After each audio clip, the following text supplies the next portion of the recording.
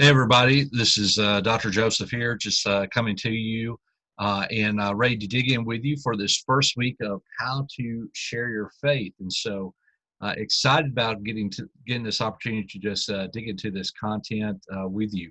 And so a lot of what we're going to be talking about today is coming from our course material of evangelism is. And so we're going to be just discussing some of these main points. And so excited about that. So what I'm going to do is I'm going to share my screen. This is a PowerPoint presentation that we're just going to walk through real briefly just to see some of these points, and then we'll be ready for some further discussion later on. So let's dig in here a little bit as we do this. Okay, so let me get here to this slideshow. Here we go. All right, so this is once again just talking through just the basics of how to share your faith. And the big question that we have here at the very beginning is for us to understand what evangelism is not, okay? Because we have so many different misconceptions often about what evangelism is. But it's so key for us to understand and remember what evangelism is not. So evangelism is not a choice. Now, you have free will, yes. You have choices that you make every day. And so a part of one of those choices is that we have to understand that we are called as believers. We are commanded by God for us to go and to share our faith. And we're going to talk a little bit more about that, about the Great Commission. And so this is a responsibility you have whenever you place your faith in Jesus Christ. One of the things that you are called and commanded to do by the Lord is to go into to share the gospel, to be his witness wherever he is. So wherever you are. So we have to kind of see, you know what, this isn't really just something we kind of get to just pick around and say, well, you know, maybe I want to or not. No, this is something you are called to do. It's also, evangelism is not just passing on information. Now, we're going to see that whenever you're sharing the gospel, you are putting before people propositional truths. You're putting before them principles for them to believe, whether they receive them or not. And so there is information that's a part of it, but it's not just head knowledge, right? It's also, there is a choice. There's a belief that comes about that's a heart belief. And so somebody is putting in their heart, in their mind, in their emotions, they're putting Christ at the center of their life.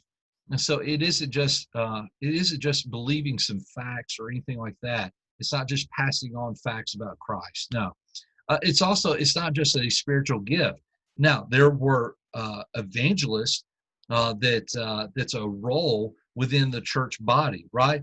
But it's not just something like somebody says, well, I don't have the gift of evangelism. Well, that's not really what that's talking about. That's more of like an office. That's more of like somebody that has a role within the church. Okay, and what they're doing is they're somebody that's be more of like a preacher.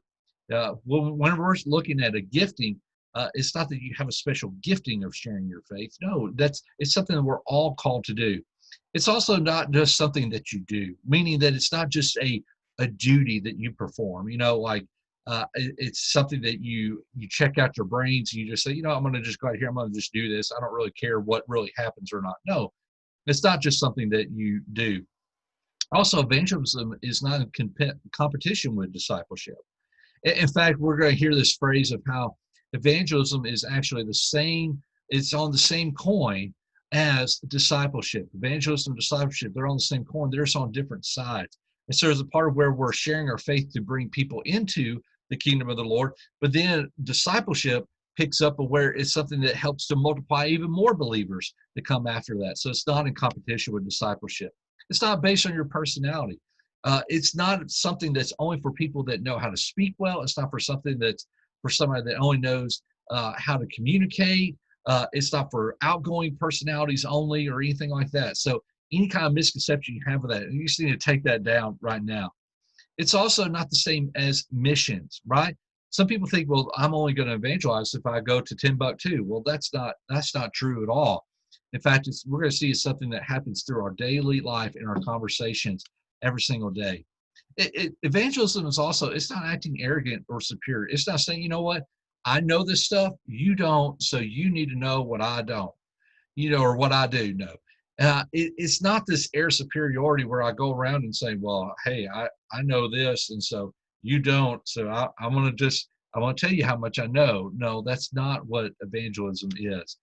It's also not meant to be silenced by fear.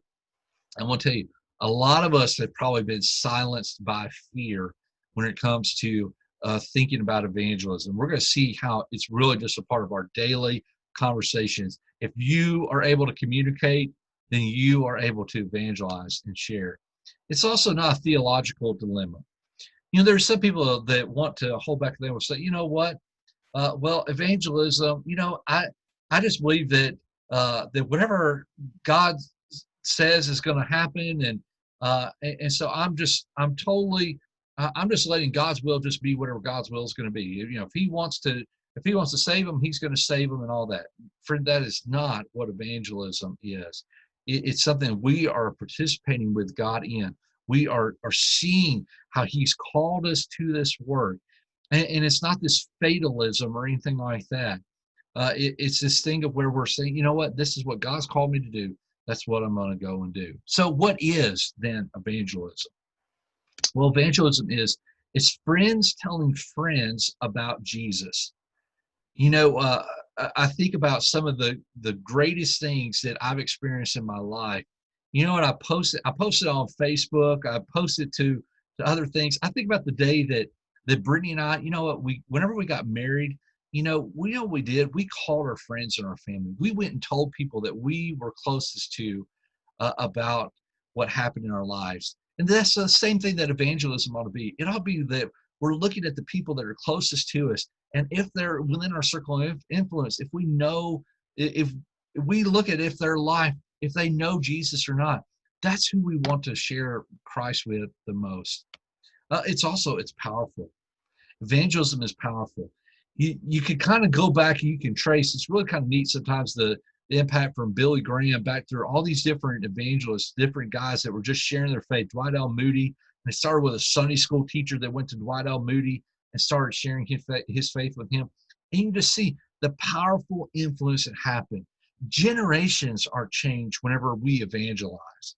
Whenever we're going and sharing our faith, generations are changed for the gospel. And that's powerful to see. It's also, man, it increases your joy. It will truly give you an emotional high. Now, that's not the only reason that we do it. No, but for everybody that's involved, for the person that's hearing about Jesus, man, they ought to want to hear about him more. For the person that's sharing Jesus, they ought to want to share about him more. And that's why it's joyfully addictive.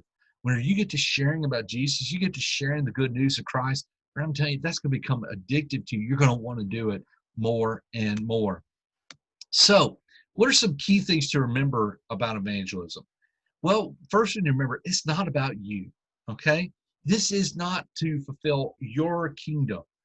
No, in fact, that's what we see in Isaiah is that evangelism is a way that we are bringing people into God's kingdom. Those that have been lost, those that are out there that are looking for hope. That's what it's about. So it's not about you. This also reminds us of why we're here. We are here to glorify God. 1 Corinthians 10, it talks about whatever you eat, whatever you drink, whatever you do it for the glory of God. Friend, think about your life right now. Is it honoring God? Is it glorifying God? It also shows us that we are ambassadors. As ambassadors, we are representatives of Christ. Wherever we are, no matter what we're doing, you are a representative for Christ, right? So that's something you just got to keep in mind of why we're here, what we're doing. This is not about you. If you want to fulfill your purpose in life, friend, I want to tell you, share Jesus Christ. Share Jesus. That is a key thing to remember. Our lives are to be solely about the work of evangelism. Now, here's the big question for us, because we're going to see this plays into to what we do as believers. Are we obeying the Great Commission, right? Because this is where you kind of say, well, Joseph, why am I being told about evangelism? Think about what happened after Jesus. He died on the cross. He rose again, which was the greatest event in all of history, right? Greatest event. All history hinges on the resurrection of Jesus Christ. He spent some days with his apostles afterwards, right? He spends some days with them. He ascends into heaven, and right before he ascends, he gives them this great word, the Great Commission. And go therefore, make disciples of all nations, baptizing them, teaching them in the name of the Father, Son, Holy Spirit. And remember, I'm going to be with you wherever you go. Right? And then he even says in Acts 1, he says, you know what? Go to the ends. Go to Jerusalem, Judea, to Samaria, to the ends of the earth. You will be my witnesses as you go. Friend, look, that's the Great Commission. That's the good news that you have to go and share. So what's the mandate in that? Make disciples, right? Disciples aren't made on their own. That's a part of what we're called to do, is to help make disciples. Now, we can't save them, no, but we are to be a part of helping to share the gospel. So we preach, we witness, we testify to what Jesus has done in our life to other people. That's the mandate that we have. That's the imperative that we have there. And what's the scope of this? We go to all nations, we go to all the world, every creature, to the ends of the earth. You see, friend, whenever you are part of sharing the gospel, you're part of living out the Great Commission, right? That isn't to be just to a select few. We are to be ready to share the gospel with anyone, anywhere, at any time. So what are some things to know about the Great Commission? Well, it's always been the heart of God. The Great Commission is the heart of God, right? That we're seeing God's presence here with us, the authority of God, God's presence here with us, and the commands for us to go and live that out, to tell more people about him. That is the heart of God, to tell more people about Jesus and the work that he's done. And this is for all followers of Jesus. This is just for 2 or 3 within the church. It's for all. It's not the great suggestion. It's not something that, you know what, maybe if you want to today, maybe you can go and live that out. No, it's something we embrace. It's a part of our identity that we experience every single day. And it must be obeyed at all costs. You know, I think about missionaries that have gone to the front lines to share and live out the Great Commission. Some of them have lost their lives, all for the cost of sharing the good news of Jesus Christ. There have been many martyrs that have lost their life, no matter what the cost it is. And maybe it's your cost of your popularity. Maybe it's going to be a cost of some kind of thing in your life that's holding you back from sharing. Friend, I'm telling you, that's what it must be. We must be obeyed at all costs. And it cannot become the great omission. It cannot be something that we take and we put aside and say, you know what, I'm going to live my life over here apart from the Great Commission. That's not the way that it's to be. Okay? So as we think about this within our time that we have within this experience, this is just kicking us off, getting us thinking about why we do what we do, what evangelism is not, some of the maybe the misconceptions that you had about this, and then what evangelism is and how that is us embracing the Great Commission. So listen, guys, thank you so much for your time.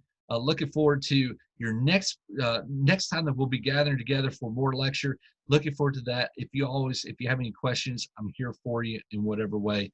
God bless and talk to you soon.